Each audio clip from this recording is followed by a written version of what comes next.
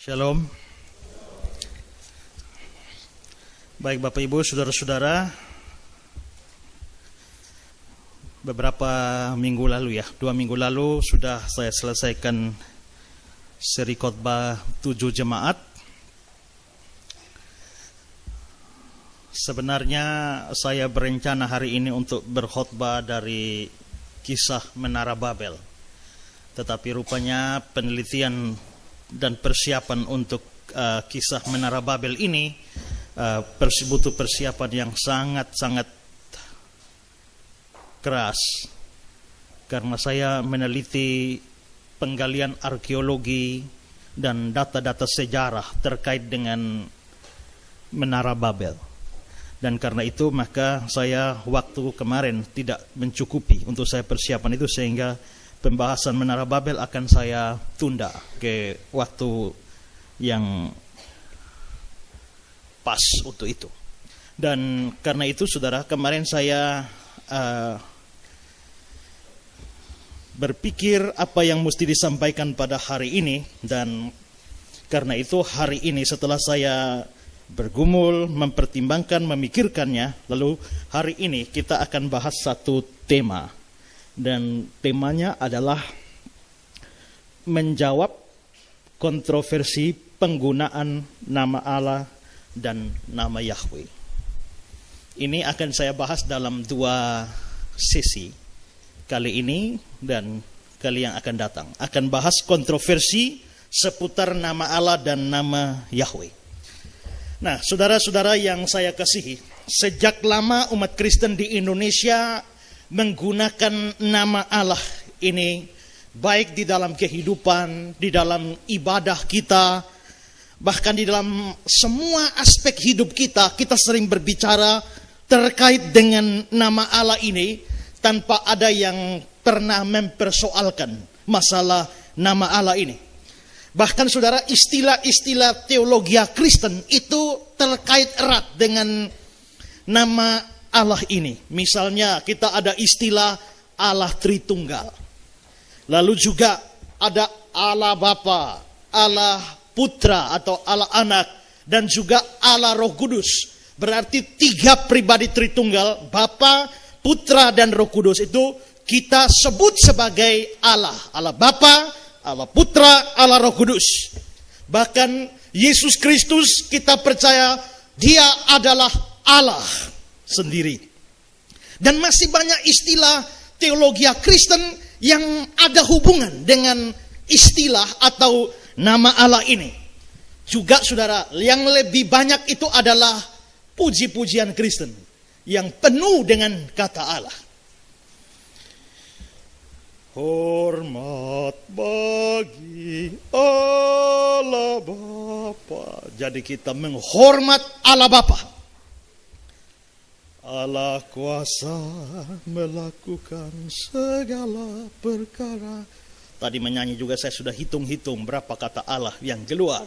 Ya, ada lagu kami puji dengan riang, Dikau Allah yang besar, Dikau Allah yang besar, Allahu Akbar.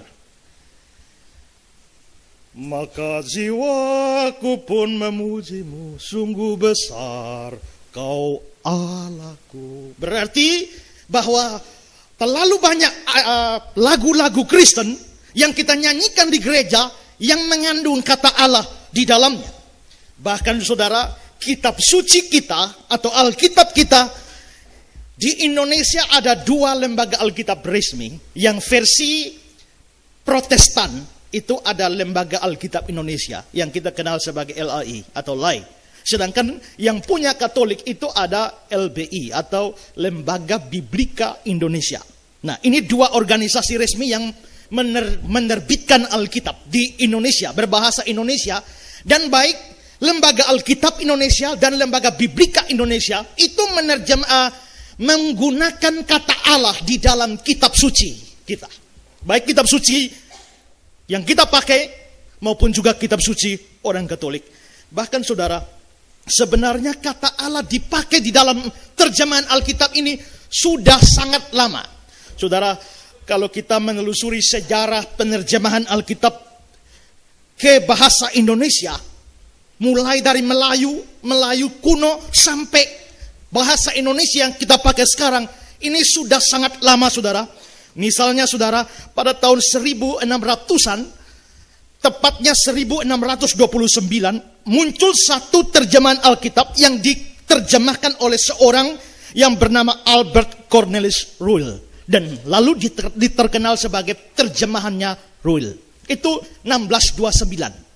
Pada tahun 1629 itu sudah diterjemahkan kata Allah masuk di dalam terjemahan Ruyle. Lalu saudara, pada tahun 1733 muncul lagi satu terjemahan Alkitab yang dilakukan oleh seorang yang namanya Melchior Leidecker. Dan karenanya Alkitabnya terkenal sebagai terjemahan Leidecker. Di dalam terjemahan Leidecker ini, kata Allah dipakai di sana untuk menyebut Tuhan pencipta alam semesta itu disebut sebagai Allah. Dan lalu saudara, pada tahun 1879, seorang lagi namanya Hillebrandus Cornelius Klinkert itu membuat satu terjemahan baru lagi. Dan karena itu dia terkenal sebagai terjemahan Klinkert. Jadi saudara, dari terjemahan Ruyle, terjemahan Leidecker, dan terjemahan Klinkert ini, 3 terjemahan kuno berbahasa Indonesia atau Melayu ini memasukkan kata Allah di dalamnya untuk menyebut Tuhan pencipta alam semesta, disebut sebagai Allah. Tidak ada masalah sekian lama tahun, sekian ratus tahun, tidak ada masalah. Tapi saudara, beberapa tahun belakangan ini, saya kira di tahun 2000-an ya, tahun 2000-an, itu muncul satu kelompok atau satu aliran yang entah mau disebut sebagai apa. Ada yang menyebutnya sebagai aliran Yahweisme, ada yang menyebutnya sebagai kelompok pengagung nama Yahweh, atau di barat itu di luar negeri namanya Secret Name Movement, gerakan nama suci. Itu muncul di dalam tulisannya seorang yang namanya Jerry Ming. Dia menulis bahwa gerakan ini bernama Secret Name Movement berkembang cukup luas di luar negeri, tapi baru masuk ke Indonesia mungkin tahun 2000-an atau mungkin beberapa tahun sebelum tahun 2000-an. Dan ini dipelopori oleh satu orang Indonesia yang namanya Dr. Suradi, sudah mati. Dr. Suradi ini dia membuat satu yayasan, lalu dia menamakan yayasannya adalah Yayasan Nehemia. Setelah itu dia ubah nama yayasannya menjadi nama Yayasan Sirotol Mustaqim. Dan setelah itu dia merubah lagi yayasannya bernama Bet Yeshua Hamashiach, yang sampai sekarang bernama Bet Yeshua Hamashiach. Nah, aliran ini lama-lama berkembang dari tahun 2000-an terus, dan mereka makin meluas. Dan menurut aliran ini, kelompok pengagung nama Yahweh atau Secret Name Movement ini, mereka punya pandangan, mereka mengatakan bahwa sebenarnya jikalau orang Kristen menggunakan kata Allah itu sifatnya haram. Tidak boleh orang Kristen memakai nama Allah, memuji nama Allah, menyembah nama Allah. Itu haram sifatnya. Kenapa saudara?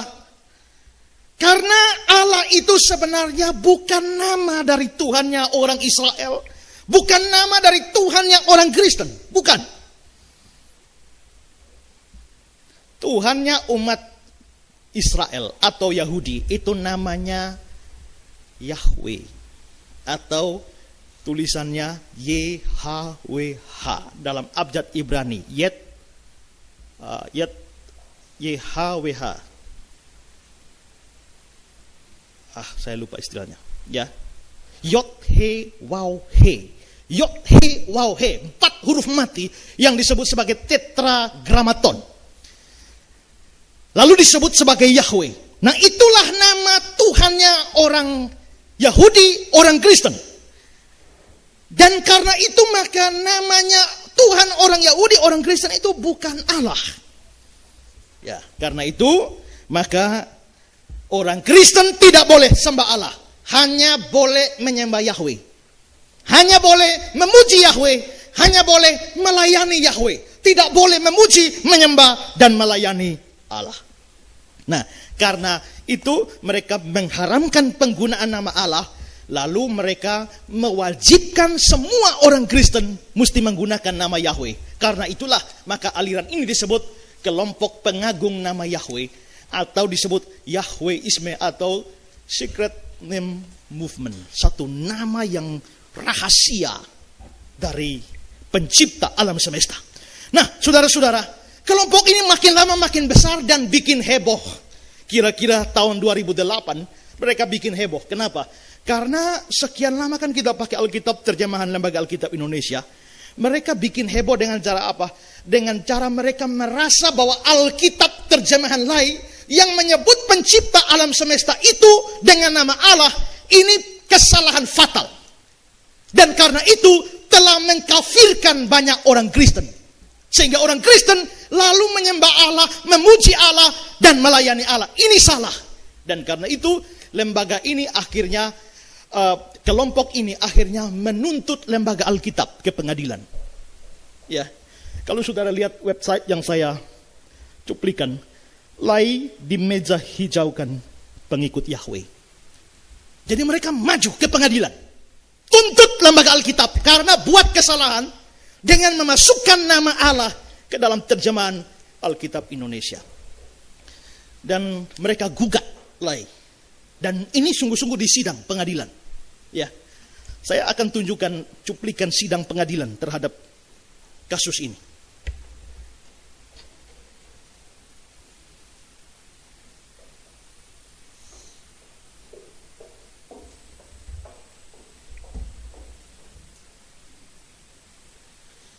Ada seorang yang namanya Yakub Sulistyo. Dia yang penggagas untuk menggugat.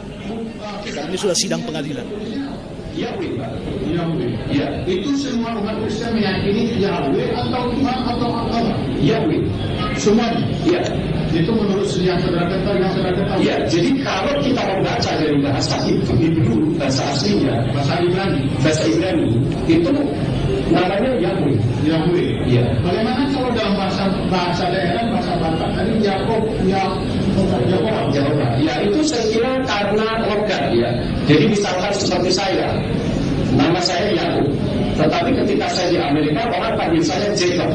Nah, bagaimana menurut pendapat saudara yang Yahweh itu berubah menjadi nama Tuhan atau nama Allah? Benar tidak? Tidak benar. Alasannya? Alasannya karena Allah itu adalah nama pribadi juga, bukan sebutan atau bahasa. Nama pribadi.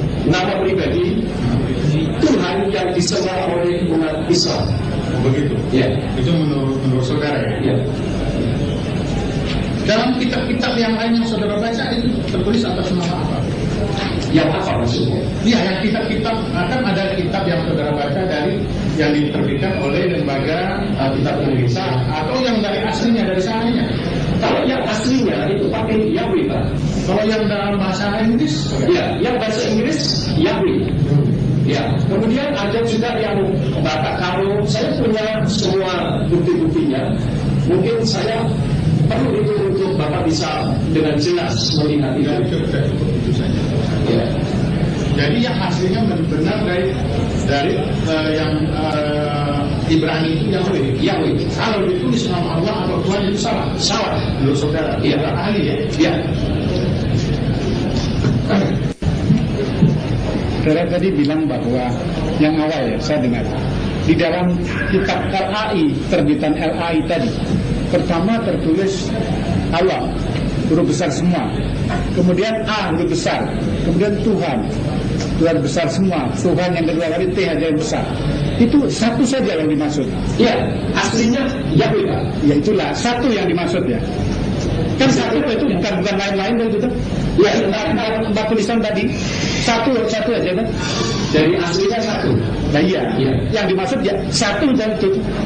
Satu yang dimaksud. Iya, tetapi begini Pak. Allah itu nama, sedangkan Tuhan dan Allah itu jadi beda pribadi begitu. Tapi yang dimaksud satu itu satu yang dimaksud. Atau banyak di sana banyak? Ya, saya kira kalau Tuhan itu banyak, Pak. Setiap orang punya Tuhan. Cuma kalau kita kembali kepada teks aslinya, itu yang ini. Satu. Yang satu. Ya. Tapi yang dimaksud ya itulah ya. Satu zat yang ada di atas itu, Pak. Bukan zat, Pak. Ya terserah apa istilahnya, Pak. Sudahlah. Menurut saya zat, menurut saudara apa. Tapi yang dimaksud satu itu, Pak. Ya. Yang panduan dari seluruh umat manusia kan. Iya kan? Tetapi kalau iya saya tahu. Hanya mungkin orang Kristen Yahweh, Iya. dan Bapak menyebutnya Yakoba. Tapi satu itu maksudnya. Iya. Iya. Orang Jawa, iya, ya. Yahweh. Satu itu. Iya. Tetapi kalau Tuhan itu bukan nama, Pak. Orang Ambon nanti tadi apa tete manis. Itu satu. Manis itu bukan nama. Bukan. Tete manis itu sebutan. Ya, tapi yang dimaksud ya itu satu tuh. Iya. Yang di atas, yang menciptakan alam semesta ini tuh. Iya. Itu tuh. Termasuk Anda bilang Yahweh tuh. Iya. Iya. Berarti yang dimaksud adalah satu itu aja kan. Pencipta keseluruhan yang ada di alam tanah ini kan. Iya. Tapi yang saya maksud, Saya tahu mungkin orang ini tidak mau saya menyebutnya ini. Kemudian orang kelompok ini, ya, kalau lain percaya enggak, saya menyebutnya ini. Kan lain-lain penyebutan. mohon maaf, Pak, nggak bisa sih. Sejak tahun 2001, Iya. saudara memakai Alkitab terjemahan Lembaga Alkitab Indonesia sejak kapan? Berhubung di Indonesia ini tidak ada kitab yang lain yang beredar di Indonesia selain daripada Lembaga Alkitab Indonesia, lalu kitab mana lagi yang harus kami pakai? Saudara mengetahui ada kesalahan, Ya. tapi saudara sendiri tidak mengajukan gugatan sejak 2001. Kenapa? Apa sebabnya? Masalah itu karena pada tahun 2001 justru saya digugat oleh orang Kristen dan saya dianggap sesat. Siapa? Anda sekiranya saya juga.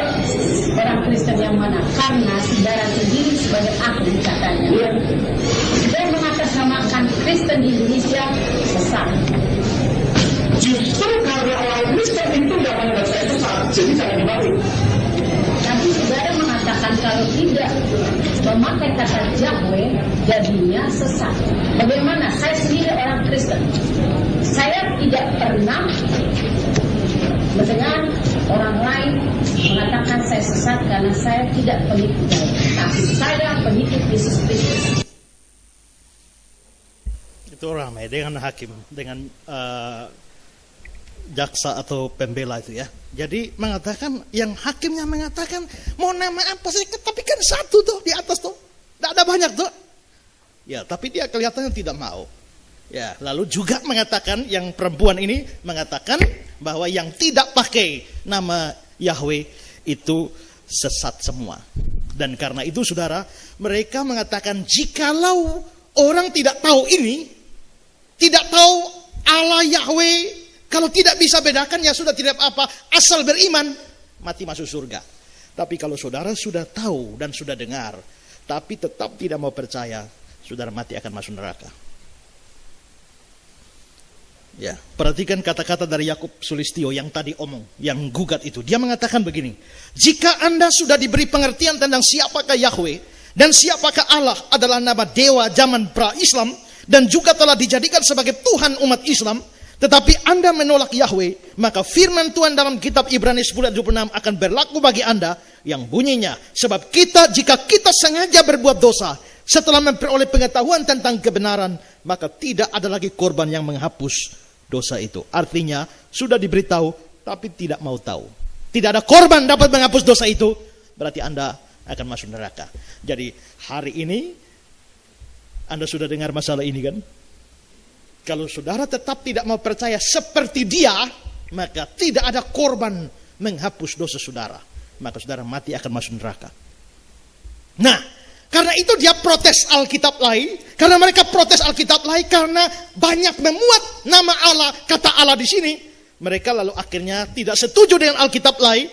Lalu pada tahun 2000 mereka itu sudah menerbitkan satu kitab suci sendiri, Alkitab sendiri, yang namanya Kitab Suci Taurat dan Injil. Itu tahun 2000. Setelah itu tahun 2002 mereka buat Alkitab lain lagi sendiri yang namanya Kitab Suci Umat Perjanjian. Dan lalu saudara, pada beberapa tahun yang lalu mereka lalu menyempurnakan semuanya dan menciptakan Alkitab sendiri, menerjemahkan Alkitab sendiri yang mereka sebut sebagai ILT atau Indonesian Literal Translation. Dan ini adalah kitab suci mereka. Terjemahkan sendiri, semua nama Allah dibuang. Tapi lucunya saudara, mereka tidak menerjemahkan yang lain. Semua yang lain-lain pakai dari lai, hanya kata Allah buang semua, ganti Yahweh. Kalau mau terjemahkan semua. Enak sekali ya. Pakai punya lai semua, tapi hanya buang saja kata Allah dan ganti dengan Yahweh. Dan lai tuntut kembali. Kenapa? Karena ini pelanggaran hak cipta.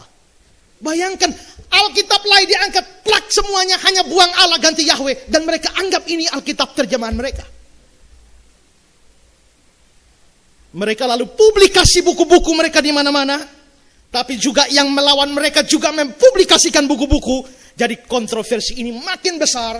Mulai sejak 2008, kontroversi sejak kasus pengadilan ini, kontroversi yang makin besar. Terjadi dialog di mana-mana, debat di mana-mana.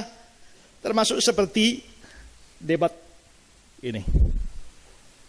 Debat ini tanggal berapa nih? Sabtu 14 Juni 2008. Saya dengan Pendeta Busti Budi Asali lawan Profesor Dr. Christian Sukiyarto MSc PhD dengan Teguh Hindarto. Debatnya di Surabaya. Yang mau CD debatnya silakan hubungi Samin. Ada CD debatnya melawan mereka. Dan karena itu ini menjadi masalah yang kontroversial, heboh. Dan lalu saya sendiri mengangkat persoalan ini untuk menjadi tesis dalam program S2 saya. Di mana tesis saya judulnya adalah studi teologis terhadap paham Yahweisme dan seterusnya. Dan karena itu saudara, saya menyusun semua ini kira-kira 300 halaman. Ya, 300 halaman untuk membahas semua pandangan Yahweisme ini. Dan karena itu, kalau bicara tentang ini, saya sudah belajar banyak tentang ini. Saya kerja keras, mulai dulu dari pagi kemarin sampai pagi tadi. Selesai. Bukan karena cari materi baru. Semua materi sudah ada. Hanya masalahnya mau buang mana, tinggal mana. Karena 300 halaman dipres jadi bahas 1,5 jam. Itu lebih sukar dari bikin baru. Karena itu maka saudara, memang saya sendiri boleh dibilang saya pernah debat dengan orang semacam ini. Pernah menyusun tesis, meneliti sedalam-dalamnya tentang paham ini. Karena itu saya betul-betul sangat mengerti apa yang mereka ajarkan dan tahu bagaimana mengatasi mereka. Jadi kalau ada yang mau debat, silakan. Saya terbuka untuk terima tantangan. Mengapa saya omong demikian? Karena aliran ini sudah masuk di Kupang. Ya. Dan mereka sudah mau bikin gereja di Kupang. Nah, jadi saudara-saudara, ini lalu akhirnya meluas di mana-mana. Beberapa waktu yang lalu saudara Adi Dembo bikin status, apakah di Facebook ada kata Allah. Lalu orang dari gereja mereka, gereja pencurahan Roh Kudus, lalu mempersoalkan masalah Allah. Saya masuk bantu Pak Adi di sana, Pak Eston juga masuk bantu Pak Adi di sana. Tapi setelah itu saya pikir-pikir mending saya bahas saja di gereja secara detail. Dan karena itu ini penting, mereka menyebar kemana-mana. Bahkan saudara, tahun 2011 waktu saya bikin tesis, mereka sudah ada di Kupang. Mereka sudah ada di Kupang. Mereka mendatangkan satu tokoh yang ada dari aliran ini, namanya Yahya Iskandar. Dan Yahya Iskandar ini datang ke sini membuat seminar khusus tentang nama Allah, nama Yahweh, dan diselenggarakan di hotelnya Keelis Selada, yaitu di Hotel Olive. Tapi waktu itu Keelis juga tidak tahu itu dari mana. Tapi didukung oleh persekutuan doa di Kupang. Ini persekutuan doa yang tidak mengerti apa-apa, dukung secara sembarangan. Setelah itu ada ketua persekutuan doa yang datang pada saya, Pak, mengapa kita itu kok menyembah Allah? Beberapa waktu lalu saya khotbah di gereja Agape. Begitu khotbah di gereja Agape, turun ada satu jemaat datang. Lalu dia mulai berdialog dengan saya dalam berapa menit. Dia adalah penolak penyembahan kepada Allah. Tidak boleh menyembah Allah, Pak. Itu salah. Dan saya dengar mereka sudah mau bikin gereja di Kupang. Tapi ada yang bilang sudah, gerejanya sudah jadi. Pendetanya juga orang Kupang. Pengikutnya cukup banyak, didukung persatuan doa. Bahkan ada kemungkinan sampai 300. Yang saya dapat laporan kemarin.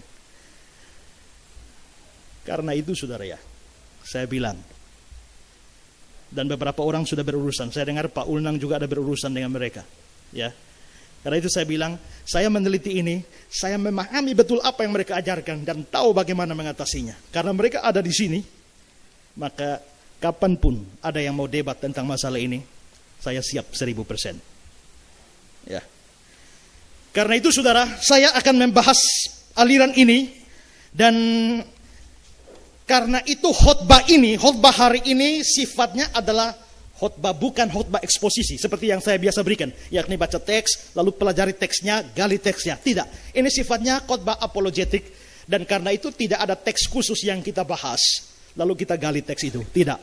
Tapi saya nanti juga akan mengutip ayat-ayat Alkitab cukup banyak untuk membuktikannya. Dan karena itu saudara, jangan mengharapkan bahwa khotbah seperti ini lalu mendapatkan hal praktis apa untuk kita lakukan. Ini adalah pemahaman pengetahuan. Kenapa saya bicara ini? Karena kalau mereka sudah ada di Kupang, lambat atau cepat saudara akan berurusan dengan mereka. Lebih baik sebelum saudara berurusan, saya omong duluan. Ketimbang saudara sudah terjangkit baru kita obati. Ingat ya, paham yang masuk lebih dulu biasanya lebih sukar keluar. Ya. Kalau orang sudah mendengar fitnah lebih dulu, baru mau jelaskan fitnahnya, itu susah orang terima. Jadi sebelum orang dengar fitnahnya, omong duluan. Karena kalau mereka sudah pahamnya Yahweisme sudah masuk di kepala mereka duluan, nanti kita jelaskan sukar. Karena itu lebih baik saya suntik saudara lebih dulu, supaya giliran mereka yang mau masuk, mereka yang sukar. Ya. Nah, karena itu saudara, apa inti ajaran mereka? Inti mereka cuma 2 saja sebenarnya. Pertama, orang Kristen tidak boleh menyembah Allah. Kedua, orang Kristen harus menyembah Yahweh. Harus memuji Yahweh. Harus melayani Yahweh. Bukan Allah. Karena itu Allah haram, Yahweh halal. Nah, hari ini saya akan bahas satu saja, yakni urusan Allah. Urusan Yahweh itu nanti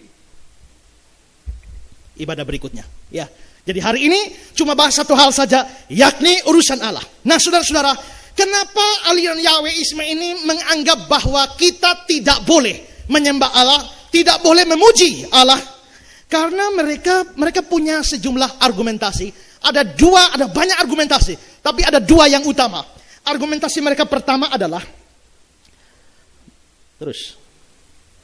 Allah, nama Allah itu merupakan nama pribadi atau nama diri dari Tuhannya umat Islam. Nama diri itu misalnya saya, itu nama dirinya Esra. Yang di muka sini nama dirinya Nathan. Ya, itu nama diri, personal name. Nah, Tuhannya umat Islam itu nama dirinya adalah Allah itu. Ya, perhatikan kutipan yang saya berikan. Yakub Sulistyo. Allah itu nama Tuhannya umat Islam. Buktinya umat Islam di Amerika jika sembahyang akan mengucapkan Allahu Akbar, bukan God Akbar. Ya. Teguh Hindarto. Sebagaimana Yahweh adalah nama diri sang pencipta dan sesembahan bangsa Israel turun-temurun, maka Allah adalah juga nama diri. Allah adalah nama Tuhan orang Muslim yang berdiam di Mekah, khususnya Ka'bah. Jadi antara Yahweh dan Allah adalah 2 sesembahan yang berbeda.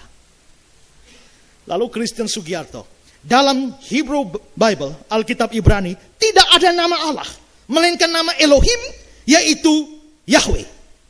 Jadi dalam Alkitab asli hanya ada nama Yahweh, tidak ada Allah di dalamnya. Karena itu mereka menganggap ketika lembaga Alkitab Indonesia memasukkan kata Allah di dalam ini, berarti mereka mengambil personal name, nama Tuhannya orang Islam, lalu dimasukkan ke dalam Alkitab. Sehingga akhirnya yang terjadi adalah Umat Kristen itu tiap minggu memuji Tuhannya orang Islam. Tiap minggu kita menyembah Tuhannya orang Islam. Kita melayani Tuhannya orang Islam. Sungguh besar kau Allahku. Allah itu punya orang Islam. Kenapa kau puji dia? Tuhan kita ini Yahweh. Tuhannya Islam itu Allah. Kenapa kita tidak puji Allah tapi puji Yahweh tapi puji Allah? Kita bukan hormat Yahweh, tapi kita setiap kebaktian hormat bagi Allah. Kita menghormat Tuhannya orang Islam. Bahkan saudara, ada satu orang dari kalangan mereka, kurang jelas namanya siapa. Dia bilang, Allah itu kan Tuhannya umat Islam. Bayangkan, tiap minggu kita puji Allah, sembah Allah, tinggikan Allah. Bahkan kita menyanyi, dari utara ke selatan terdengar pujian bagi Allah. Dari timur sampai ke barat terdengar pujian bagi Allah. Jadi utara sampai selatan ada pujian bagi Allah, Tuhannya umat Islam. Dari timur sampai barat pujian bagi Allah, Tuhannya orang umat Islam. Maka akhirnya timur, barat, utara, selatan semua muncul nama Allah. Makanya masjid muncul di mana-mana. Maka sekarang di pelosok-pelosok mana-mana pun tiap hari kita dengar Allahu Akbar, Allahu Akbar. Ya kan? Gara-gara kita puji dari timur ke barat, utara ke selatan terdengar pujian bagi Allah. Saya kutip kata-kata orang ini lebih lengkap. Pernahkah Anda bayangkan apa yang terjadi di dalam alam roh ketika kita menyanyikan lagu dari utara ke selatan terdengar pujian bagi Allah? Pernahkah kita sadari bahwa sekalipun kita tidak bermaksud memanggil seseorang, namun apabila kita terus-menerus menyebut nama pribadinya, bisa saja orang tersebut bereaksi terhadap panggilan kita? Contohnya, seorang pendeta dalam khotbahnya bertanya kepada jemaat, "Ada amin?" Tiba-tiba ada sautan, "Ada Pak." Rupanya datang jiwa baru yang bernama Amin dalam ibadat tersebut. Mengapa? Karena spirit dari nama pribadi itu bisa berespon.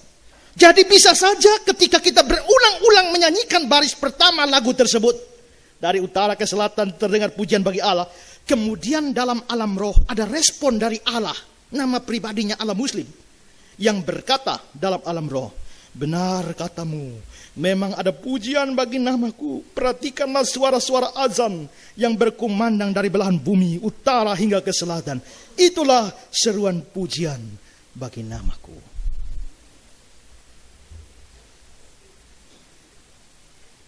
Jadi, kalau Allah itu adalah nama Tuhan yang orang Islam, bayangkan, mulai dari kebaktian tadi sampai sebelum khotbah, kita sudah puji Tuhannya orang Islam berapa banyak? Ini sesat.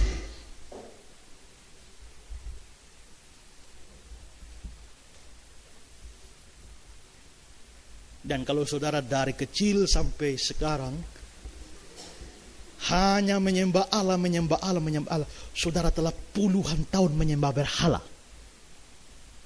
Mana mungkin saudara masuk surga? Tidak mungkin.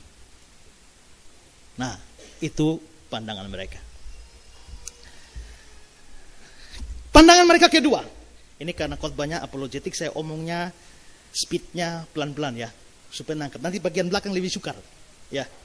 Lebih sukar ya, saya pelan-pelan, saya pastikan bahwa semua masuk di kepala, ya. Jadi biasanya khotbah 1,5 jam kalau speed sekian, tapi kalau speednya saya perlambat, pasti di atas 1,5 jam, ya. Kedua, Allah merupakan nama pribadi atau nama diri seorang dewa pra-Islam. Dewa air, dewa bulan, atau dewa matahari. Jadi memang Tuhannya Islam itu namanya Allah. Tapi sebenarnya itu muncul dari mana Allah itu? Sebelum Islam ada, Allah itu adalah nama salah satu dewa. Nanti baru Islam adopsi, lalu menjadi sesembahan mereka. Tapi Allah itu sendiri adalah nama salah satu dewa kafir, yaitu dewa air, dewa bulan, atau dewa matahari. Saya kasih komentar Teguh Hindarto. Menurut kesaksian di bawah ini, dapat kita ketahui bahwa siapa Allah itu sebenarnya. Menurut Al-Quran, bahwa Allah adalah nama Tuhan yang berdiam di Mekah, yaitu Ka'bah, yang dipersonifikasikan dalam bentuk batu hitam Hajar Aswad, yang harus dicium sewaktu haji, sambil diteriaki Allahu Akbar.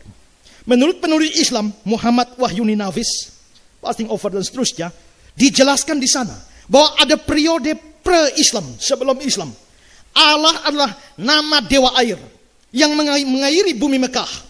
Sedangkan menurut kesaksian arkeologi dari Robert Murray dalam bukunya Islamic Invasion, dinyatakan bahwa Allah pre-Islam adalah nama dewa bulan. Saya punya bukunya Robert Murray ini.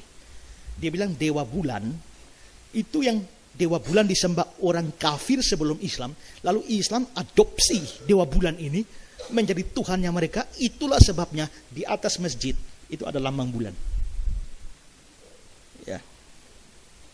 Sedangkan menurut penulis Stephen Van Natten, Allah Divine or Demonic, bahwasanya Allah itu adalah nama dewa matahari yang migrasi dari Babylon ke Mekah.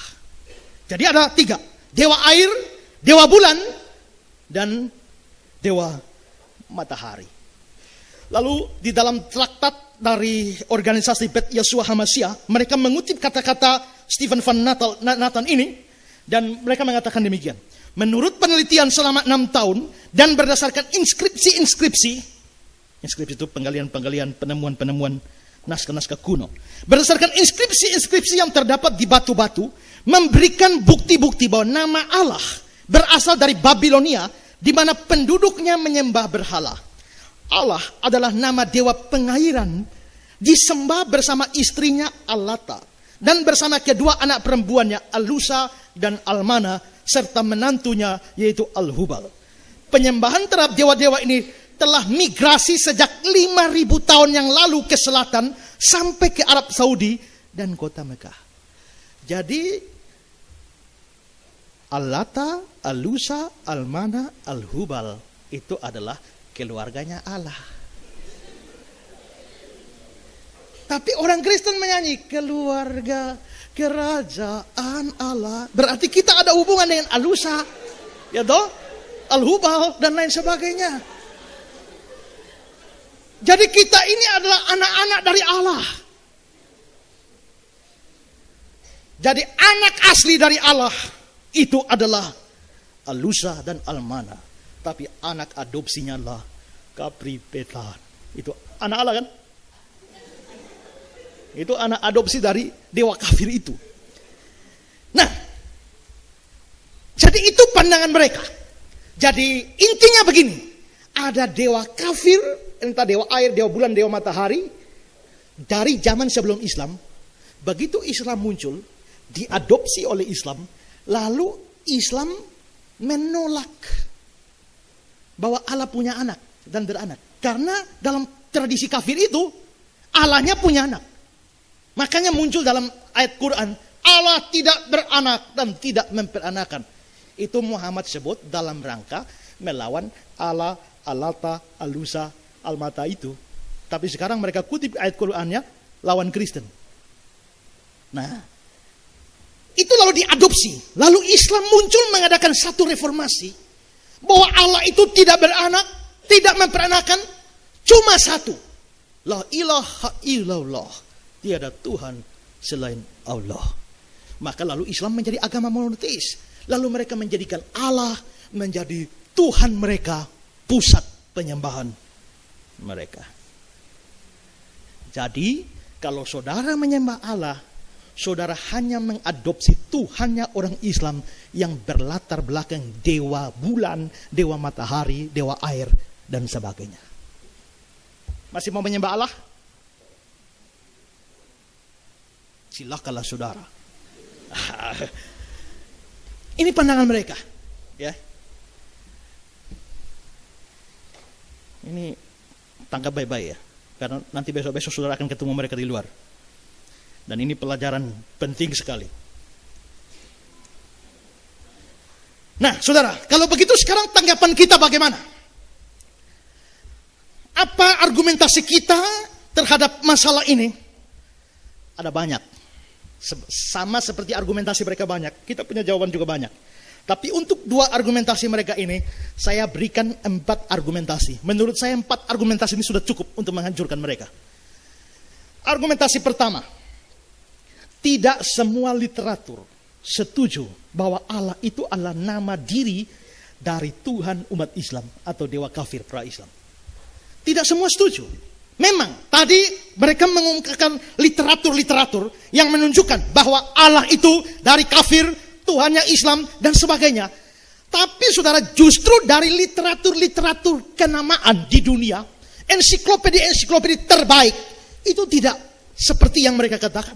Saya kutipkan beberapa. Misalnya dari Microsoft Encarta Reference Library. Sebutan bahasa Arab untuk God, Allah, menunjuk kepada God atau Allah yang sama yang disembah oleh orang-orang Yahudi dan orang-orang Kristen. Jadi Allah itu yang disembah orang Yahudi, orang Kristen sama. Ajaran pokok Islam adalah bahwa hanya ada satu Allah yang maha kuasa dan maha tahu dari Allah ini yang menciptakan alam semesta.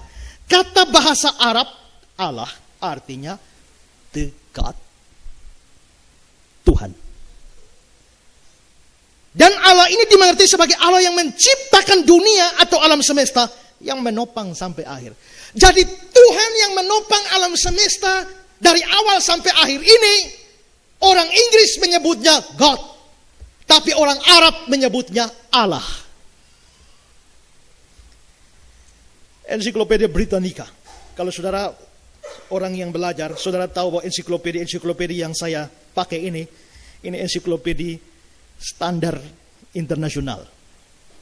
Ensiklopedia Britannica. Dari sudut ilmu asal kata, sebutan Allah mungkin merupakan satu singkatan dari kata bahasa Arab al-ilah, the God dalam bahasa Inggris. Asal-usul sebutan itu bisa ditelusuri jejaknya sampai tulisan-tulisan Semitik. Dalam mana kata untuk God adalah il atau el, yang terakhir ini merupakan perjanjian lama yang sama untuk Yahweh. Allah adalah kata standar bahasa Arab untuk God. Jadi kalau orang Barat bilang God, Arab bilang Allah. Dan digunakan oleh orang-orang Kristen Arab maupun orang-orang Islam. Jadi orang Islam menyebut Allah, orang Kristen Arab juga menyebut Allah. Wikipedia, ensiklopedia. Allah adalah kata standar bahasa Arab untuk God. Sementara istilah ini di Barat dikenal karena penggunaannya oleh orang-orang Islam berhubungan dengan God atau Allah. Kata ini digunakan oleh orang-orang yang berbicara dalam bahasa Arab dari semua iman Abrahimik. Maksudnya dari jalur iman. Mau agama Yahudi, agama Islam, agama Kristen. Itu namanya agama Ibrahimik. Dari jalur Abraham. 3 agama ini, agama Yahudi, agama Kristen, agama Islam, itu sama-sama di Arab sana. Mereka sama-sama menggunakan Allah. Termasuk Kristen atau Yahudi berhubungan dengan God. Jadi dipakai bersama. Wikipedia. Orang-orang yang berbicara dalam bahasa Arab dari semua iman. Artinya agama apa saja. Asal mereka orang Arab. Dari iman Abrahimik. Termasuk orang Kristen, orang Yahudi. Menggunakan kata Allah. Dan memaksudkannya God. Orang Kristen Arab zaman sekarang tidak mempunyai kata lain untuk God selain Allah. Sebagai contoh. Orang Kristen Arab menggunakan istilah Allah Al-Ab. Yang berarti God the Father, Allah Bapa. Allah Al-Ibn berarti God the Son, Allah Anak. Dan Allah Al-Ruhul Kudus. Yang berarti God the Holy Spirit, Allah Roh Kudus. Jadi orang Kristen Arab juga pakai kata Allah. Kalau itu punya Islam saja, kenapa orang Kristen Arab juga gunakan? Karena itu bahasa Arab, bukan bahasa Islam. Jadi dari semua sumber ini kelihatannya Allah itu bukan nama diri. Bukan personal name. Seperti saya Ezra. Yang ini Nathan. Allah itu bukan nama diri. Tapi Allah itu adalah sebutan yang umum untuk pencipta alam semesta. Jadi pencipta alam semesta itu dalam Arab disebut Allah. Dalam bahasa Arab disebut Allah. Jadi literatur-literatur yang sudah saya tunjukkan ini menunjukkan literatur-literatur yang berkualitas, dan kalau mau boleh berikan bisa lebih banyak. Karena saya buat tesis ini dan itu ada standar berapa banyak kutipan mesti diberikan, referensi. Jadi saya cari sebanyak-banyaknya. Dari kalau mau buat banyak bisa. Tapi saya pilihkan beberapa yang terbaik. Ini dari ensiklopedia yang standar. Ini menunjukkan mereka memberikan keterangan Allah itu kata yang umum untuk pencipta alam semesta. Jadi bukan Tuhannya orang Islam. Bukan. Ini jawaban pertama. Argumentasi yang kedua adalah kata Allah sebenarnya adalah padanan kata Eloah dalam bahasa Ibrani. Saudara, salah satu sebutan atau nama yang dikenakan pada Sang Pencipta atau Yahweh di dalam Perjanjian Lama adalah kata Eloah yang bentuk jamaknya Elohim. Nah, kata Eloah ini muncul misalnya dalam Ulangan 32 ayat 15. Dan ia meninggalkan Allah yang telah menjadikan dia. Sekarang saudara ya, karena yang dipersoalkan sekarang kata Allah, mereka tentu menolak terjemahan lain. Sekarang kita kalau baca ayat-ayat ini, buang Allahnya, ambil dari Ibraninya. Jadi ayat ini bunyi, dan dia meninggalkan Eloah yang menjadikan dia. Jadi di sini Sang Pencipta disebut dengan nama Eloah. Coba tunjukkan gambar berikut. Saudara lihat kata God dalam bahasa Inggris, dari bahasa Ibrani Eloah. Saya banyak kutip ini untuk menunjukkan teks asli, karena kita bukan pakar. Ya, kalau semua orang ngerti Ibrani, ngomong-ngomong saja mereka pasti tahu, percaya. Tapi karena kita orang awam yang tidak menekuni ini, saya tunjukkan. Jadi betul, saudara, dalam Ulangan 32 ayat 15, kata God dalam bahasa Inggris itu diterjemahkan dari kata Ibrani Eloah. Saya tunjukkan supaya saudara tidak anggap saya cuma omong kosong, karang-karang. Ya, jadi disebut Eloah. Misalnya juga Ayub pasal 3 ayat 4. Biarlah hari itu menjadi kegelapan. Janganlah kiranya Eloah yang di atas menghiraukannya. Nah, perhatikan teks ayat 3 ayat 4. Kata God di sana dari Ibrani Eloah. Nah, saudara perhatikan baik-baik. Ini bahasa Ibrani. Perlu juga saudara mengerti bahwa di antara bahasa-bahasa serumpun, terutama rumpun bahasa Semitik dari jalurnya anak Nuh yang namanya Sem, muncul bahasa Semitik. Itu ada yang namanya korespondensi fonetik atau hubungan bunyi satu sama lain. Dan saudara, di dalam bahasa Semitik cirinya adalah biasanya hanya terdiri dari huruf mati. Kalau mereka menulis, mereka tidak pakai huruf hidup. A, I, U, E, O tidak ada. Jadi hanya mayoritas 3 huruf mati ada di sana. Nanti bunyinya bagaimana tergantung suplai huruf hidup. Sehingga di sini bisa di dalam bahasa Ibrani huruf hidup bisa disuplai huruf A. Tapi di rumpun bahasa yang sama itu di dalam bahasa lain dia bisa suplai vokal atau huruf hidup yang lain. Sehingga bunyinya mirip tetapi konsonannya itu tetap. Misalnya saudara, Shalom itu bahasa Ibrani. Nah, Shalom itu berarti huruf matinya tetap ada, Shalom. Hanya A dan O yang muncul di situ ya. Tapi bahasa Ibrani ini satu rumpun dengan Arab. Nah, waktu di Arab mereka bukan suplai A dan O, tapi A dan A. Karena itu Ibraninya Shalom, Ibraninya Salam. Ya.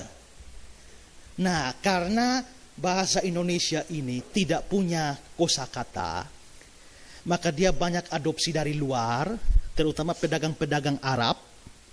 Maka pedagang Arab ke sini bawa salam, sehingga lalu akhirnya Indonesia sama juga salam. Jadi Shalom itu sama dengan Salam. Shalom Aleichem, Assalamualaikum, itu sama artinya. Dan memang ada pakar bilang Indonesia ini sebenarnya miskin kosakata. Kita ini untuk membentuk bahasa kita yang baik, kita adopsi dari berbagai macam tempat. Kita adopsi dari Ambon, Beta. Kau kita adopsi dari Betawi, lu. Ya kan? Dan khusus Kupang, karena kita pernah dijajah Belanda lama, maka kita banyak adopsi kata Belanda yang kita gunakan sampai sekarang, kita kira itu bahasa Indonesia. Padahal tidak, itu bahasa Belanda. Saya kasih contoh misalnya, handuk. Tadi pagi pakai handuk kan? Handuk itu bahasa Belanda. Yang kita terima, kita anggap itu bahasa Indonesia, tapi itu adalah bahasa Belanda. Waktu kita merokok, kita taruh satu kotak namanya asbak. Asbak itu bahasa Belanda. Ya, orang-orang tua pasti tahu. Kecoa, orang Kupang bilang kakerlak. Itu dari bahasa Belanda, kakerlaki. Itu bahasa Belanda. Ya. Semut, orang Kupang bilang mir. Mir itu bahasa Belanda untuk semut. Baru tahu ya? Baru tahu. Jembatan kecil dalam bahasa Belanda disebut deker. Maka kita semua tahu itu ada deker. Dulu minum mabuk di deker. Itu kan bahasa Belanda. Yang ini, yang kain warna hijau ini, bahasa Belandanya adalah horden. Maka horden itu bahasa Belanda. Bahasa Belanda untuk kolam itu adalah bak. Ya. Tapi bahasa Belanda kalau Inggris berenang itu swim. Tapi bahasa Belanda swim. Jadi kolam untuk berenang namanya zwembad. Ini itu tuh di bawah itu kan ada zwembad. Zwembad, swim itu berenang, bak itu kolam. Jadi zwembad adalah bak untuk berenang. Itu bahasa Belanda, saudara ya. Adinona bisa tunggu kakak di Strat A. Strat itu bahasa Belanda. Artinya jalan. Strat. Farlak. Bukan farlak dulu. Iya kan? Kalau orang dipecat di Belanda namanya onslak. Onslak itu dipecat. Kelereng. Bahasa Belandanya keneker.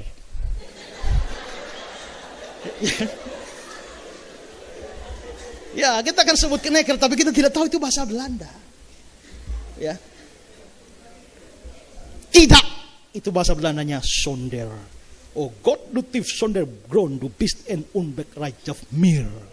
Di dalam bahasa Belanda, sonder. Kita potong R-nya jadi sonde. Kita potong D-nya jadi son. Besontau. Anak muda sekarang buang S-nya, beontau. Ya, kan? Lama-lama habis. Nah, jadi begitu saudara ya. Kita ini kosakata kita selalu diadopsi dari luar. Nah, kita selain Belanda, karena kita dijajah Belanda, tapi dulu pedagang-pedagang Arab itu masuk ke Indonesia itu banyak sekali. Dan karena itu bahasa Arab ikut masuk. Karena bahasa Arab ikut masuk, kosakata bahasa Indonesia mirip Arab. Tapi Arab itu satu rumpun dengan Ibrani. Dan karena itu Ibrani pasti mirip Arab. Arab mirip Indonesia, Indonesia mirip Ibrani. Segitiganya begitu. Itu namanya cinta segitiga. Maka Ibraninya abodah. Sampai Arab ibadah. Sampai Indonesia ibadah. Ibraninya kados. Sampai Arab kudus. Sampai kita kudus. Ibraninya Masyah. Sampai Arab masih mereka tinggal tambah kata sandang. Kata sandang itu seperti si atau sang dalam bahasa Indonesia atau d di dalam bahasa Inggris. Kata sandang dalam Arab itu adalah al. Makanya ini adalah kitab. Tapi sang kitab ini disebut Alkitab. Begitu. Nah, jadi Mesiah Ibrani sampai Arab masih mereka tambah kata sandang Al-Masih. Maka Yosua Hamasyah dalam Ibrani menjadi Isa Al-Masih di dalam Arab. Ya. Abraham itu Ibrani. Sampai Arab mereka suplai huruf hidup yang lain. Maka jadi Ibrahim. Karena orang Jawa suka mengubah A jadi O, maka Ibrahim. Ya, jadi begitu. Melek itu bahasa Ibrani artinya raja. Maka Elimelek. Eli lama sahabatan. El itu Allah. Melek itu raja, bukan ikan. Jadi Elimelek artinya Allah adalah raja. Nah, kata melek ini dalam Ibrani kalau sampai jadi di Ibrani dia suplai huruf hidup E. Jadi melek. Tapi MLK-nya sama. Sampai Arab rumpunnya sama, mereka pertahankan MLK, tapi suplainya bukan E, tapi A dan I. Maka melek dalam Ibrani sama dengan Malik di dalam Arab. Sampai ke Indonesia, maka ada orang nama Sultan Abdul Malik Ibrahim. Nah, begitu. Malik itu artinya raja. Jadi intinya adalah apa? Ada korespondensi fonetik atau hubungan bunyi antara kata-kata serumpun. Nah, demikian juga kata Ibrani yang dipergunakan untuk sang pencipta Eloah. Nah, dia berhubungan dengan kata-kata dalam bahasa serumpun. Kata Eloah ini lalu dalam bahasa Babylon menjadi Iluah. Dalam bahasa Aram menjadi Elah atau Allah. Lalu menjadi Arab menjadi Allah. Eloah, Allah. Mirip kan? Jadi itu hubungannya. Perhatikan. Saya kutip dari Wayfind. Elah, God, Allah. Kata bahasa Aram ini sama artinya dengan kata bahasa Ibrani Eloah. Ini merupakan istilah yang umum untuk God atau Allah dalam teks-teks perjanjian lama bahasa Aram. Dan ini merupakan bentuk yang berhubungan atau sama asal-usulnya dengan kata Allah. Kata yang digunakan orang-orang Arab untuk menunjuk pada Allah. Heuken mengatakan kata Allah merupakan perpaduan dua kata Arab. Al dan ilah artinya the God atau yang maha kuasa. Kata Semit ilah sama arti dan akarnya dengan kata Ibrani El yang berarti yang kuat, yang berkuasa. Dan ini menjadi sebutan untuk Tuhan. Jadi Eloah dalam Ibrani, Iluah dalam Babylon, Elah dalam Aram atau Elaha, Allaha, dari akar kata yang sama menjadi Aloha. Dalam bahasa Arab, Allah atau Allah itu sama artinya dan semuanya berarti pencipta alam semesta. Maka di sini Allah itu sama dengan orang Inggris menyebutnya God. Sama dengan orang Belanda menyebutnya God.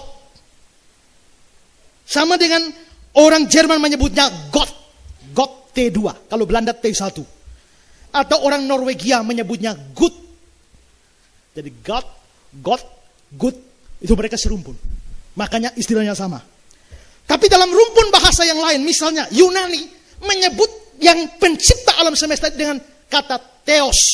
Dari kata Theos ini dalam satu rumpun muncul bahasa Portugis. Kalau di Yunani Theos, rumpunnya dengan Portugis, maka dia menjadi Deus. Theos, Deus. Dan satu rumpun dengan bahasa Sabo, makanya bahasa Sabo Deo. Gloria in excelsis Deo, itu bahasa Sabo. Rumpunnya begitu. Dalam rumpun yang lain, misalnya bahasa Toraja menyebut pencipta alam semesta itu sebagai Puang Matua. Itu dalam Alkitab bahasa Toraja juga diterjemahkan demikian. Dan bahasa Toraja ini Puang Matua itu satu rumpun dengan bahasa Rote. Makanya bahasa Rote Lama Tua. Maka mirip. Di dalam orang Timur dia sebut Wisneno. Wisneno lo amanikat. Dan seterusnya. Seterusnya bilang apa saya tidak tahu lagi. Saya hanya hafal itu. Tapi saudara, dalam bahasa Jawa kuno itu rumpunnya sudah lain. Ini pencipta alam semesta disebut Hyang. H-Y-A-N-G, Hyang. Maka ini rumpun bahasa Sunda, bahasa Jawa kuno, dan Bali. Itu satu rumpun. Maka kata Hyang ini di Bali disebut Hyang Sang Hyang Widiwasa. Maka Yohanes 1 ayat 1 dalam bahasa Bali, pada mulanya firman, firman itu bersama dengan Allah, kata Allah itu diterjemahkan Ide Sang Widiwasa. Ide Hyang Widiwasa. Kata Hyang. Hyang itu pencipta alam semesta. Jadi, kalau saya datang kepada Hyang itu, dan saya menyembah dia, menyembah si Hyang itu, maka karena saya sembah si Hyang, maka namanya sembahyang. Siang malam selalu sembahyang. Sembahyang itu adalah menyembah Hyang.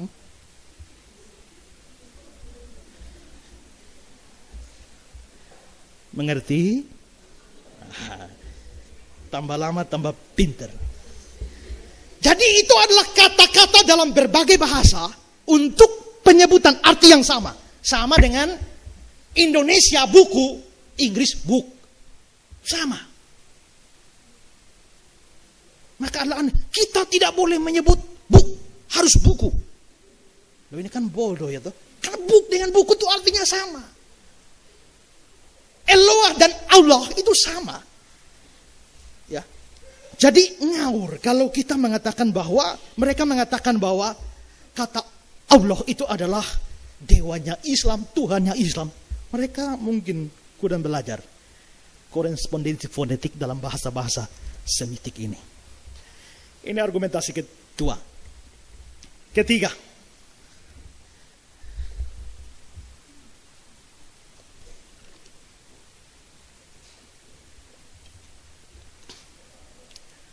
sebelum agama Islam muncul, perhatikan ya, sebelum Islam muncul, orang-orang Kristen Arab sudah lebih dulu menggunakan kata Allah, dan bahkan kata Allah dipakai dalam Alkitab bahasa Arab sebelum Islam. Ya, Islam itu muncul baru belakangan. Kristen sudah muncul jauh lebih tua, ratusan tahun sebelum Islam muncul. Kalau saudara baca peristiwa Pentakosta, Kisah pasal 2. Coba baca. Kita kan seringkali hanya perhatikan bahasa rohnya, perhatikan lidah-lidah apinya, perhatikan lain-lain di situ. Tapi jarang orang memperhatikan bangsa-bangsa apa saja yang muncul di hari Pentakosta. Buka Alkitab saudara kalau lihat di situ, bukankah kami adalah orang-orang dari bangsa ini, Partia, Media, Elam, dalam daftar orang itu ada orang Arab di sana. Orang-orang Arab ini, mereka dari Arab datang, orang Yahudi Arab datang untuk hari Pentakosta. Habis itu pulang ke Arab. Dari situ kekristenan di Arab itu bertumbuh luar biasa. Dan kekristenan di Jazirah Arab berkembang luar biasa. Gereja bertumbuh dengan luar biasa.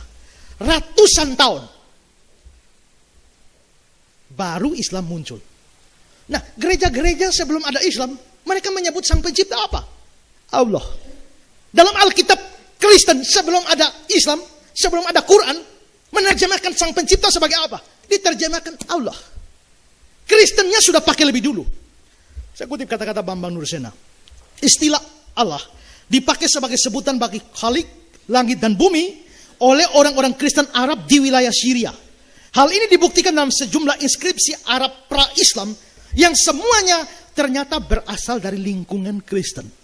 Lalu Heuken, sebelum masa Muhammad, kata Allah sudah dipakai dalam bahasa Aram untuk pencipta alam semesta yang terlalu jauh atau tinggi untuk disembah atau dimintai perhatian. Orang Kristen keturunan Arab pada waktu itu pun sudah memakai sebutan Allah untuk Tuhan. Ya, beda ya Allah dengan Tuhan. Ya. Allah itu atau Allah itu menunjuk pada hakikat diri. Seperti Blackie, anjing itu hakikatnya binatang. Saya hakikatnya manusia. Pencipta itu hakikatnya Allah. Itu persamaannya. Maka Tuhan dan Allah itu beda. Kalau Tuhan itu menunjuk pada jabatannya, bahwa dia adalah yang tertinggi, pemilik segala sesuatu. Itu Tuhan. Seperti saya pendeta, SBY presiden, dia Tuhan. Tadi malam saya SMS mama saya tanya, bahasa rote untuk Allah apa? Lama tua. Tolong jelaskan pada saya pengertian lama tua secara etimologi. Lama itu artinya apa? Tua itu artinya apa? Mama bilang tidak ada itu satu kata. Tuhan itu lama tua, Allah juga lama tua. Berarti saya sampai pada kesimpulan, berarti bahasa rote ini miskin. Kalau bahasa Sabu itu kaya. Kalau Allah itu diterjemahkan Deo. Tapi kalau Tuhan diterjemahkan Muri. Muri Deo.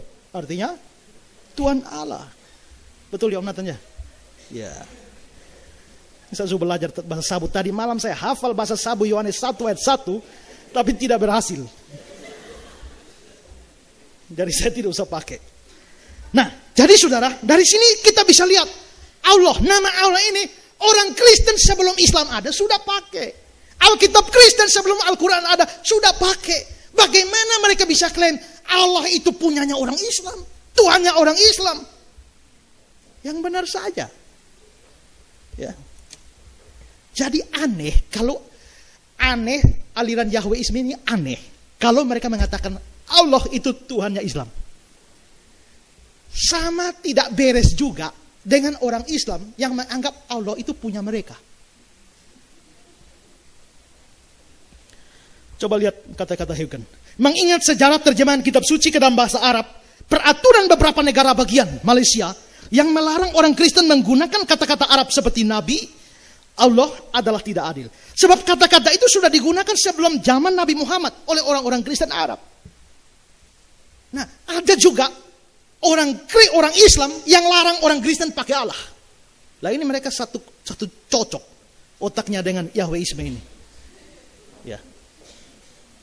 Loh, kalau Allah punya Islam, sebelum Islam ada, orang Kristen pakai apa? Orang Kristen Arab pakai apa? Pakai Allah. Kitab suci Kristen pakai apa? Pakai Allah. Jadi kalau memang itu bahasa Arab, mau agama apa saja silakan pakai, Kristen atau Islam silakan pakai. Tapi kalau mau ngotot, orang Kristen bisa bilang, kami sudah pakai Allah sebelum Nabimu lahir. Jadi Allah itu punya Kristen. Mestinya begitu, bukan punya mereka.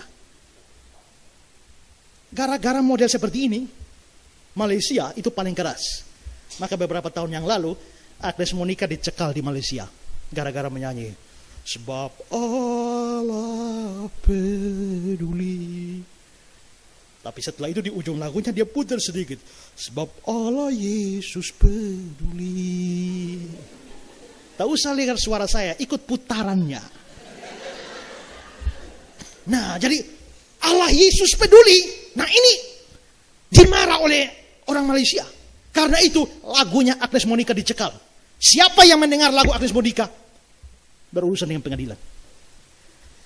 Saya lupa tanggalnya. Tapi saya baca di koran Timex. Tapi saya sempat kutip, hanya sayangnya lupa kasih tanggalnya. Saya kutip dari koran Timex. Lantaran menggunakan kata Allah dalam judul lirik lagu Agnes Monica yang bertajuk Allah Peduli, dicekal beredar oleh pemerintah Malaysia. Bahkan dengan tegas pemerintah Malaysia akan menghukum salah satu warganya bila ketahuan menyanyikan lagu yang dimaksudkan sebagai penggambaran Nabi Isa tersebut. Menurut Muhammad Isa, pengurus Majelis Agama Islam Selangor Malaysia, larangan itu akan dikenakan kepada siapapun yang menyanyikan lagu tersebut di bagian Selangor Malaysia. Muhammad mengatakan, penggunaan kata Allah hanya diperuntukkan bagi pemeluk agama Islam, sedangkan bagi yang non-Muslim harus menggantinya dengan kata Tuhan. Penyelidikan akan dilakukan oleh pegawai yang mempunyai wewenang, dan jika terbukti mempunyai kesalahan akan dikenakan denda 1.000 ringgit atau 3,2 juta bagi yang ketahuan menyanyikannya. Kata Muhammad Azib, selain Agnes, pemerintah Malaysia juga melarang majalah mingguan Katolik The Herald yang menggunakan kata Allah. Hingga kini kasus tersebut dalam proses meja hijau. Gara-gara gunakan Allah. Orang Malaysia, pemerintah Malaysia mengklaim bahwa itu adalah miliknya Islam. Nah, karena dia Agnes Monica dicekal, maka saya lalu bikin surat untuk Agnes Monica. Itu surat terbuka untuk Agnes Monica. Ya. Saya jelaskan semua ini, bahwa Allah itu bukan punya mereka, itu punya orang Kristen sebelum mereka sudah pakai. Setelah saya jelaskan panjang lebar untuk Agnes Monica, paragraf terakhir saya tulis untuk dia. Paragrafnya begini, by the way, saya harap Anda dapat mengambil nilai positif dari semua yang telah terjadi. Satu hal yang perlu Anda ketahui adalah bahwa sekalipun pihak pemerintah Malaysia melarang publikasi lagu Anda itu, tapi lagu Anda itu telah menjadi berkat bagi banyak orang, menguatkan yang lemah, menghibur yang susah, membangun yang terjatuh, memberi rasa tenang kepada yang merasa terasing. Karena itu jangan pernah putus asa dan berkarya bagi Tuhan. Saya sering memberitakan Injil pada orang lain, banyak kali mengalami penolakan. Saya tidak peduli dengan itu. Rasul Paulus berkata, jika Injil yang kami beritakan masih tertutup, maka dia tertutup untuk mereka akan binasa. Maju terus, ciptakan, nyanyikan, dan terbitkan lebih banyak lagu lagi yang membuktikan dan mengumumkan bahwa segala makhluk, bahwa Yesus Kristus adalah Allah yang tiada bandingnya, tiada taranya, Allah yang menjelma menjadi manusia, jalan keselamatan satu-satunya, sambil berpegang pada firman Tuhan. Karena itu saudara-saudara yang kekasih, berdirilah teguh, jangan goyah, giat selalu dalam pekerjaan Tuhan, sebab kamu tahu bahwa dalam persekutuan dengan Tuhan, jerih payahmu tidak sia-sia. Selamat berjuang. Doaku selalu untukmu. Kalau ada kesempatan, berkunjunglah ke Kupang. Aku menunggumu.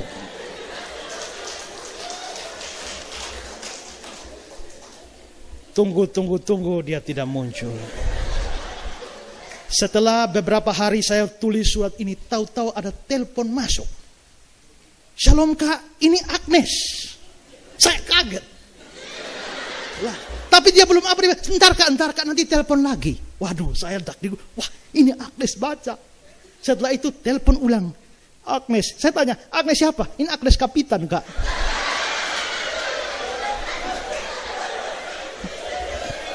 Saya dalam hati, gua tunggu Monica datang Kapitan. Tapi ya Agnes yang asli tidak pernah hubungi saya, tidak pernah datang. Untung dia tidak datang. Kalau datang berapa tahun yang lalu, betul sulingkar dia. Tapi saudara, jadi itu kasusnya. Tapi yang menarik tadi dari berita Pos Kupang itu, bukan cuma Agnes yang mengalami itu, tapi juga majalah Katolik The Herald. Tapi majalah Katolik The Herald yang terbit dalam 4 bahasa ini, mereka tidak terima begitu saja. Mereka maju ke meja hijau, mereka yang gugat pemerintah Malaysia. Dan akibatnya apa? Sudah lihat, ini berita dari Jawa Pos. Menang gugatan, kata Allah. Kuala Lumpur, surat kabar Katolik Roma di Malaysia The Herald memenangkan hak menggunakan kata Allah dalam artikel mereka. Sidang yang diadakan kemarin itu merupakan upaya mereka sebelum menggugat pemerintah yang melarang agama lain selain Islam menggunakan kata Allah. Menurut mereka, hal tersebut sah-sah saja sebab Allah merupakan sinonim dari Tuhan. Hakim Laubi Lan yang memimpin sidang memutuskan bahwa larangan pemerintah itu tidak pantas. Hakim pun mengizinkan media tersebut menggugat pemerintah atas larangan itu di pengadilan. Sidang tersebut merupakan buntut dari pernyataan pemerintah yang melarang media itu menggunakan kata Allah dalam edisi bahasa Melayu mereka. Menurut pemerintah, kata tersebut hanya layak digunakan orang Islam. Pemerintah mengeluarkan larangan tersebut untuk mencegah timbulnya kebingungan pada umat Muslim. Bahkan, pemerintah mengancam akan mencabut izin terbit media yang membangkang. The Herald menyatakan bahwa kata itu bukan semata-mata hak eksklusif bagi Muslim. Mereka menang, tapi belakangan saudara, kambuh lagi di Malaysia. Baru kira-kira bulan lalu, seorang teman saya, adik kelas di sekolah teologi di Stan Malang dulu. Dia sekarang melayani di gereja Malaysia. Dia lihat video-video saya di YouTube, lalu dia kontak saya, terima kasih Kak, tumben bisa dapat ini. Biasanya semua video-video yang pakai kata Allah itu mereka atur sedemikian rupa supaya dicekal, tidak bisa dapat di Malaysia. Entah bagaimana caranya. Lalu dia kasih inbox saya di Facebook, minta tolong saya berikan tanggapan.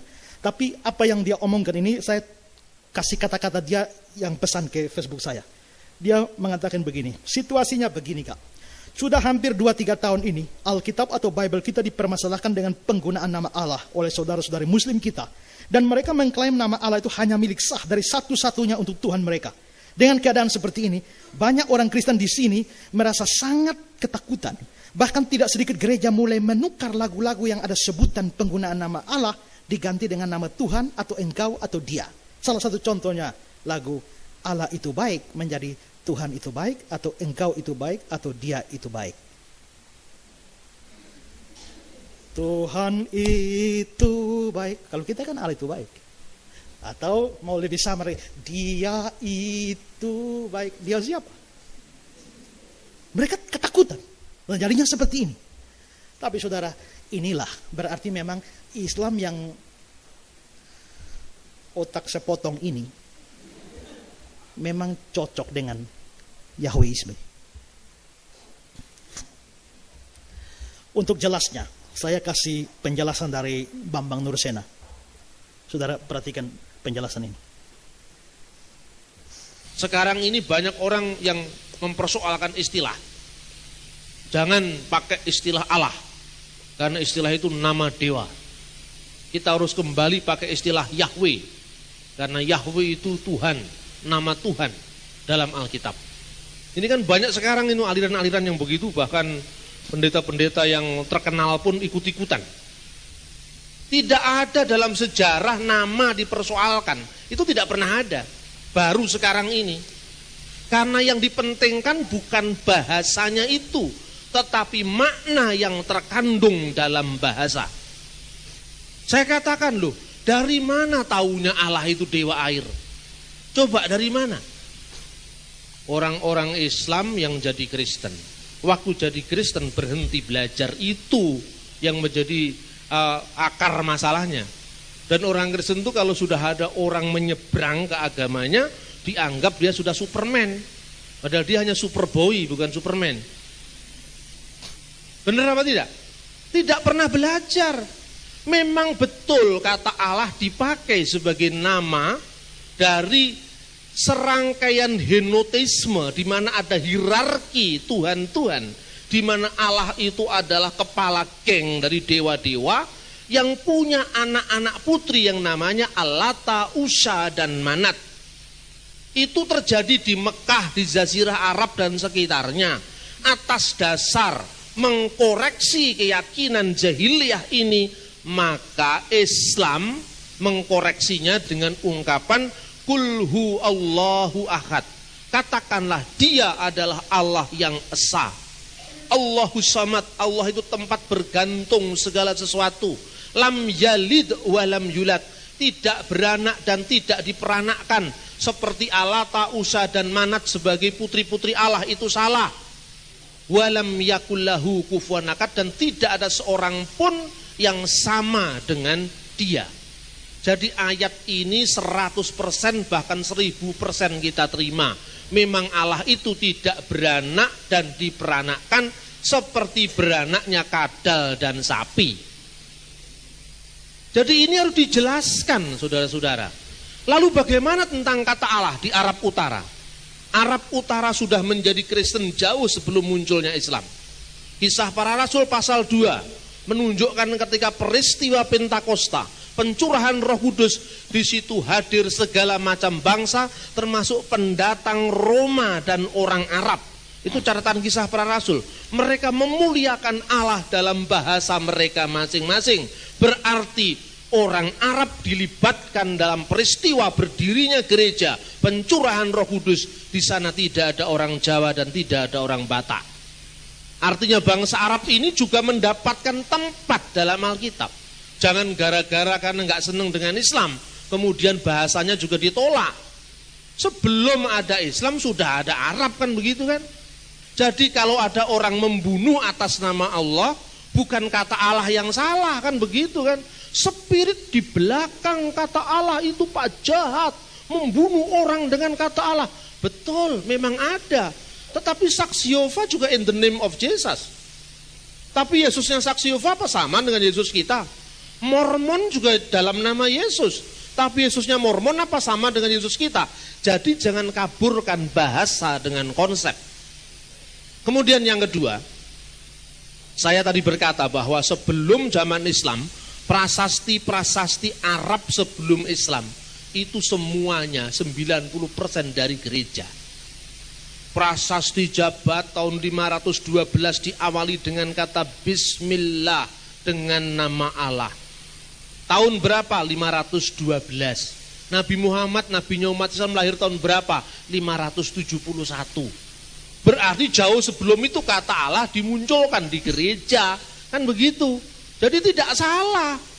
Jangan hanya belajar di Arab Selatan, Arabnya Islam, Mekah, Medina, kemudian Jazirah Arab di sekitarnya. Orang Indonesia kan taunya hanya Arab yang selatan ini, yang kulitnya hitam-hitam itu, Hadromi itu. Tapi tidak tahu Arab-Arab yang cantik dari Syria, Libanon itu Arab semua. Tapi banyak yang Kristen gitu loh. Jadi wacana kita jangan terbatas, saudara-saudara. Ya, itu penjelasan. Jadi jelas bahwa kata Allah itu sudah dipakai orang Kristen sebelumnya. Ini pahlawan kesiangan yang datang lalu melarang penggunaan kata Allah setelah ribuan tahun. Sekarang jawaban saya yang keempat, yang terakhir. Yang ini saudara mesti lebih tajam pikirannya. Argumentasi yang keempat adalah, kalaupun nama Allah ada kaitannya dengan berhala atau kekafiran, dewa air kah, dewa matahari kah, dewa apa terserah. Kalaupun ada atau pernah dipakai untuk dewa kafir, itu tidak berarti kita tidak boleh menggunakannya.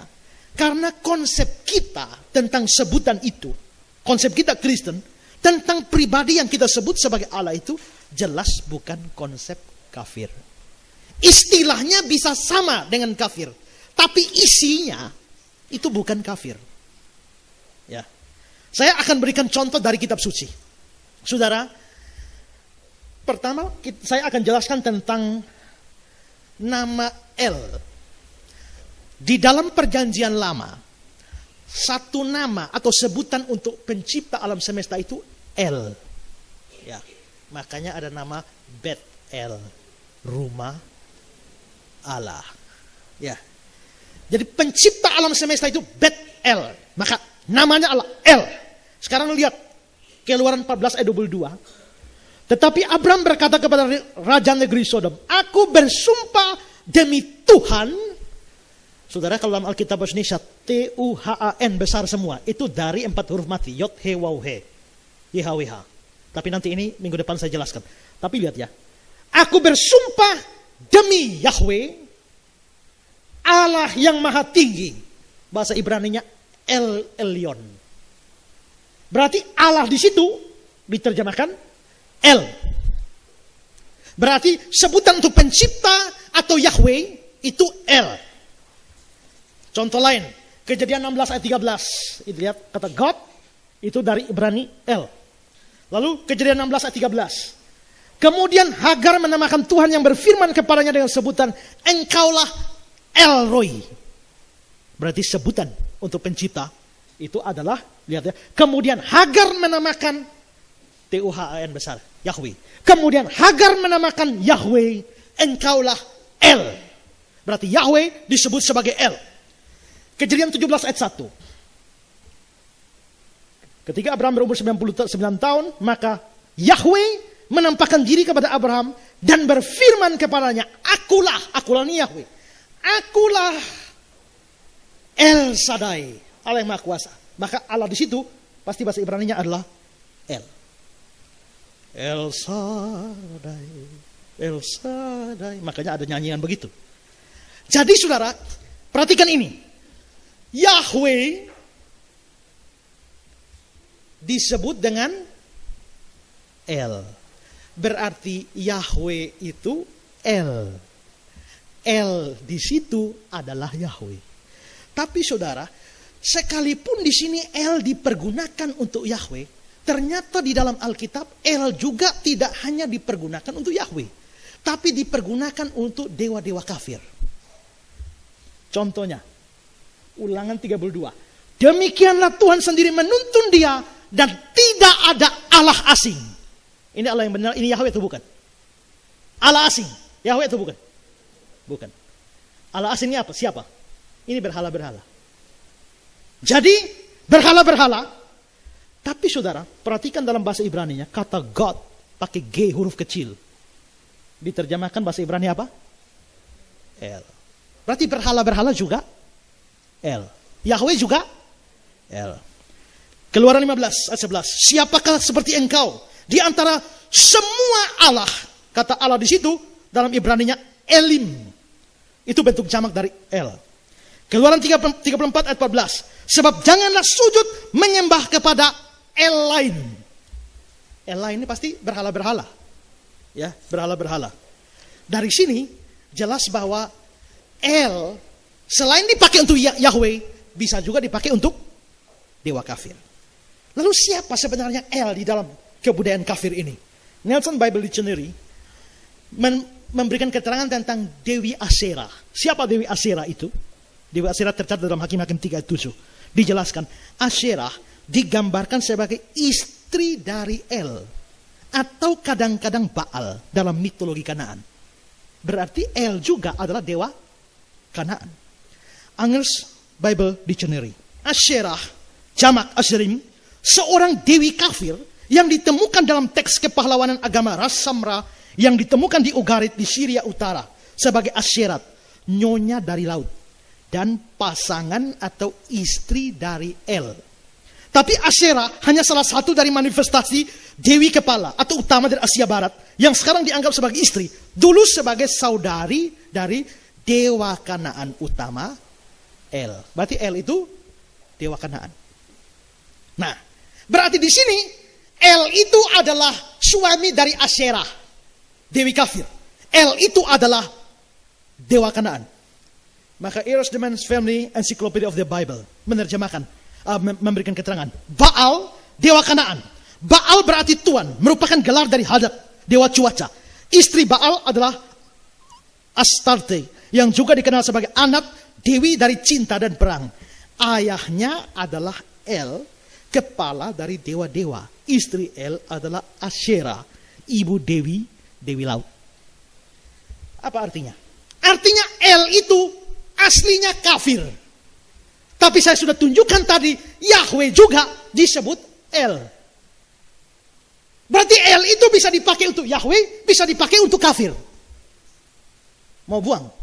Karena Allah itu dewa air, dewa bulan, makanya orang Kristen tidak boleh pakai. El juga begitu. Kenapa aliran Yahweh ini tidak larang penggunaan El? Hapus Alkitab. Ini saya bilang agak berat ya, karena ini kita main bahasa asli. Ya. Sekarang saya jelaskan nama yang kedua, nama Elohim. Elohim ini nama yang umum.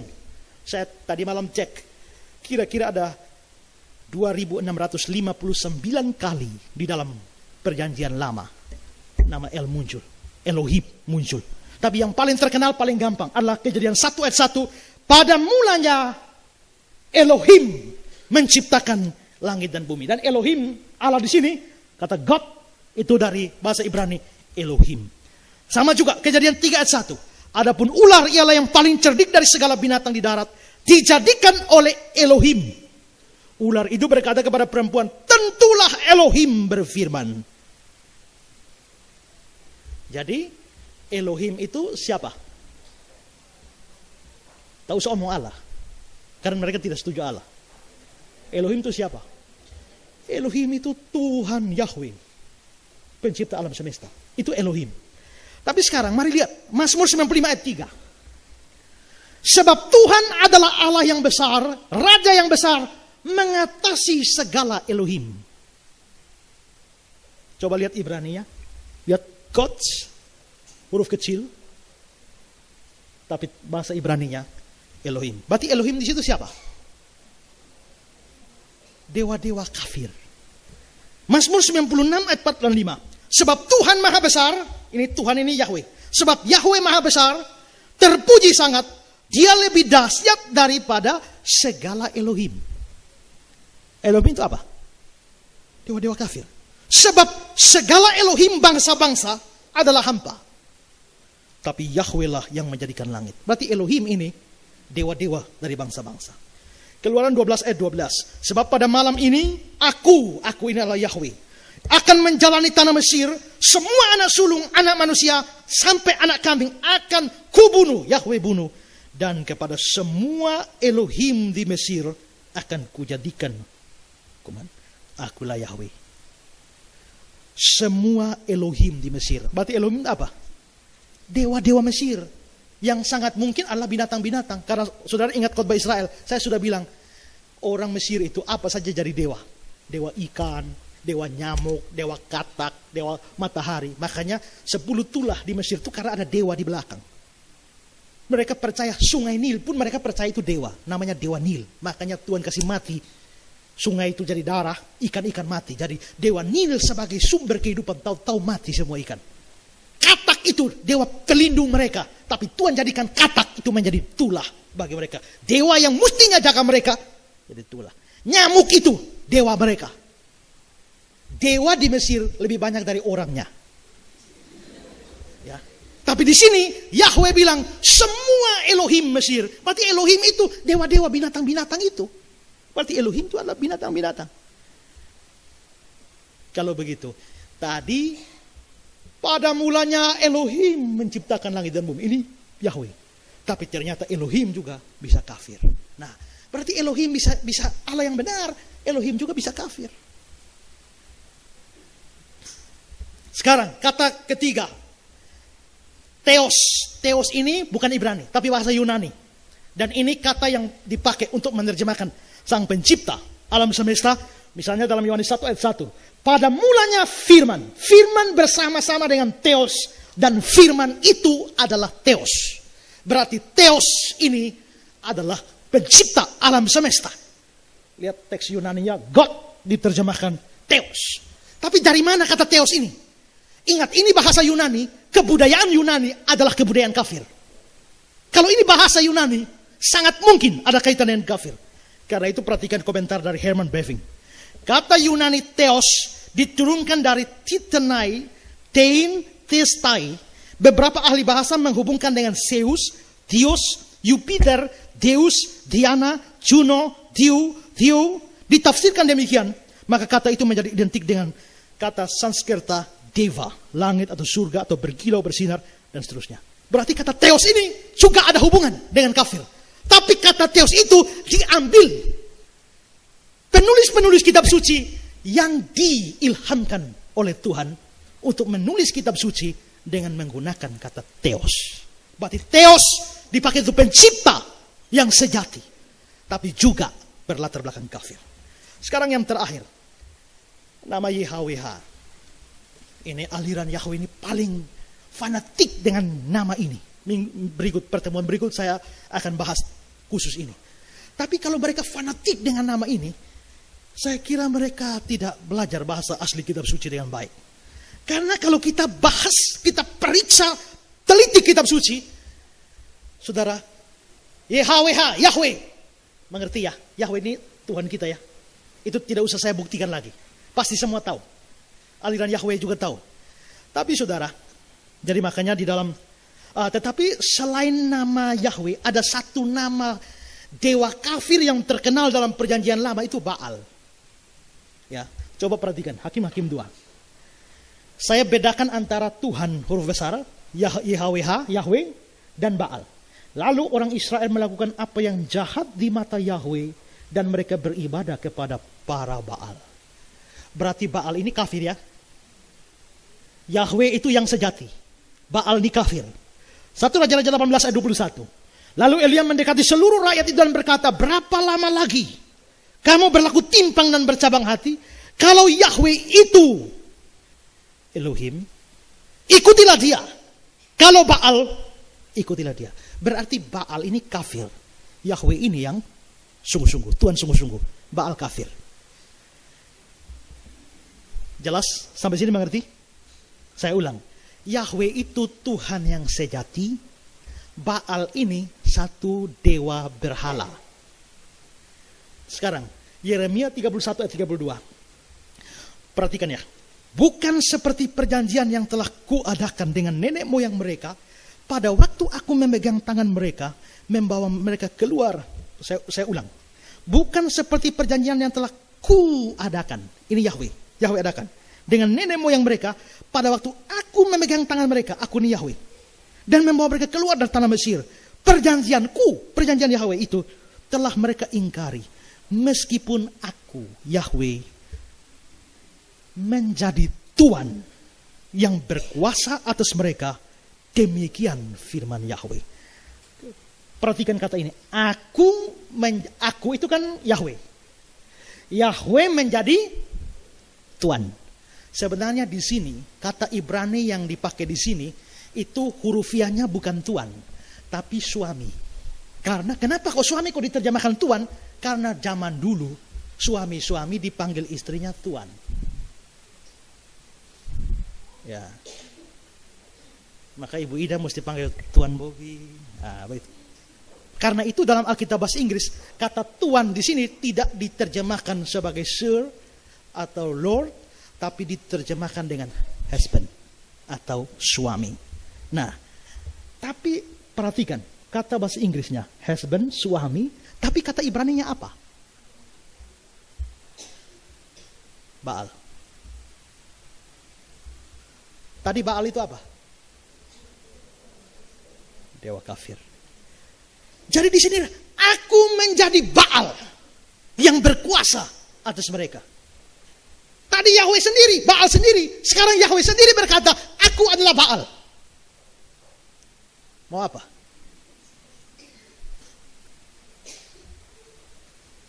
Saya kasih contoh lain. Yesaya 54 ayat 5. Sebab yang menjadi suamimu, kata Ibraninya Baal.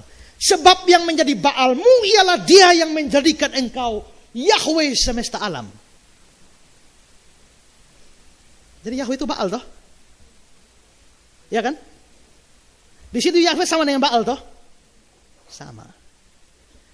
Tapi belakangan saudara, Baal ini dihapus untuk sebutan Yahweh. Hosea 2:15. Maka pada waktu itu demikianlah firman Yahweh, engkau akan memanggil aku suamiku dan tidak lagi memanggil aku Baalku. Perhatikan kalimat terakhir. Dan tidak lagi memanggil aku Baalku. Berarti Yahweh pernah dipanggil Baal atau tidak? Pernah. Tapi mulai sekarang tidak boleh lagi. Tapi dulu Yahweh sendiri menyebut akulah Baalmu. Nah kalau Baal itu kafir, Yahweh itu Tuhan yang sejati. Bagaimana Tuhan yang sejati menyebut dirinya Baal? Biarpun sekarang Israel tidak lagi menyebut Yahweh sebagai Baal, tapi ini menunjukkan Yahweh, bernama Yahweh pernah berurusan atau dihubungkan dengan nama Baal yang adalah salah satu nama dewa kafir orang Kanaan. Maka dalam International Standard Bible Encyclopedia waktu menjelaskan tentang Baal, dia bilang penyembahan Baal pada zaman awal dari sejarah Ibrani, gelar Baal atau Tuhan diterapkan kepada Allah nasional dari Israel. Nah, apa kesimpulan saya dari 4 argumentasi ini? El bisa dipakai untuk Yahweh, bisa dipakai untuk dewa kafir. Elohim bisa pakai untuk Yahweh, bisa pakai untuk kafir. Theos itu dipakai untuk Yahweh, tapi punya hubungan dengan kafir. Yahweh sendiri pernah disebut dengan nama dewa kafir, yaitu Baal. Apa anehnya orang Kristen memakai Allah seandainya di Jazirah Arab atau Mekah sana, Allah pernah jadi dewa bulan, dewa matahari kah, dewa apakah? Kalau itu pernah terserah. Tapi orang Kristen menggunakan kata Allah, istilahnya sama dengan istilah kafir, tapi isi, kandungan, makna, konsep di dalam kata Allah yang kita gunakan jelas berbeda. Karena yang kita maksudkan dengan Allah itu adalah Yahweh itu sendiri, pencipta alam semesta. Apa salahnya? Kalau aliran Yahweisme menolak Allah karena itu pernah dipakai untuk kafir, tolaklah El, tolak Elohim, tolak Theos, dan tolak Yahweh juga. Padahal mereka mau orang mesti pakai Yahweh.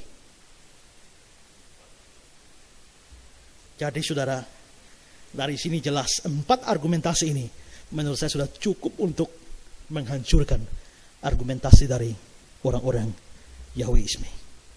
Karena itu saudara, lambat atau cepat saudara akan ketemu orang-orang ini. Nanti materi ini boleh difotokopi minggu berikut dan juga yang datang sebagai pegangan. Atau yang biasa sudah punya email di saya akan kirimkan lengkap kepada saudara. Dan juga nanti bagian ini rekamannya, videonya disiapkan untuk menjadi pegangan.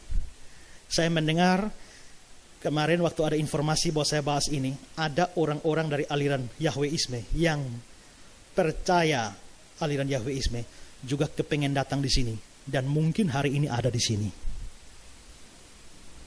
Katanya ada 9 orang. Ya, saudara, saya sudah jelaskan.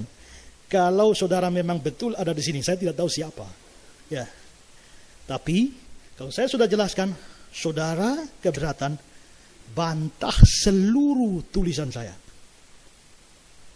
Dan kalau tidak puas, mau debat langsung dengan pendeta saudara pun boleh. Tapi tunggu gedung gereja kita selesai. Ya, nah karena itu saudara, maka saya tidak bisa kasih penerapan apa-apa. Ini khotbah apologetik, khotbah pembelaan kepercayaan atau iman. Tapi ini adalah memberikan pengetahuan bagi kita supaya kita bisa punya pegangan kuat, tidak gampang terombang-ambingkan oleh aliran baru yang seolah-olah paling benar sendiri dan menganggap semua kekristenan, semua gereja yang pakai nama Allah itu sesat dan tidak selamat. Kiranya Tuhan memberkati saudara.